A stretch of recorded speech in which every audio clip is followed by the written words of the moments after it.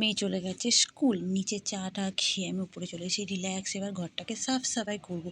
ও থাকলে একটু কাজের মাঝখানে একটু ডিস্টার্ব করে, তাই ও চলে গেলে আমি একটু রিল্যাক্সে কাজ করি। যাই হোক, মাঝে মাঝে ঘরটাকে পরিষ্কার করতে করতে ভাবি কী করবো পরিষ্কার করে।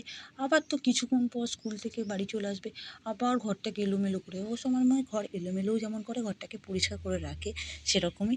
যাই হোক, বড়ো আর ছোটোর মধ্যে যেটুকু তফাৎ হয়।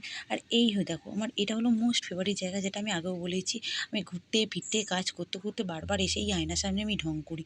আর এই জায়গাটাকে আমার মেয়েও পছন্দ করে।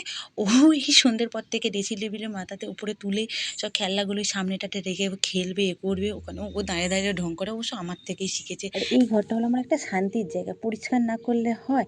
যাই হোক, এদিকে একটু আয়নার সামনে এসে একটু ঢং করে গান করতে যাচ্ছিলাম, অমনি শুনতে পেলাম পাশের বাড়ি থেকে একটু চিৎকার। আমি ভাবলাম লেগেছে ঝগড়া, আমি দৌড়েছি শুনতে। আর আমার ঝগড়া শুনতে ভীষণ ভালো লাগে, সে যেখানেও, শুধু নিজের বাড়িতে ছাড়া।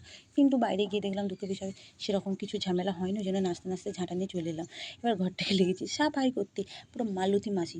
সকাল আর এই কাজ করতে করতে আমি কতবার যে বাইরে বেরিয়ে, কতবার যে ঘরে ঢুকে, আমার জামা শুধু বলে, কী করিস, একবার বারান্দা একবার ঘর।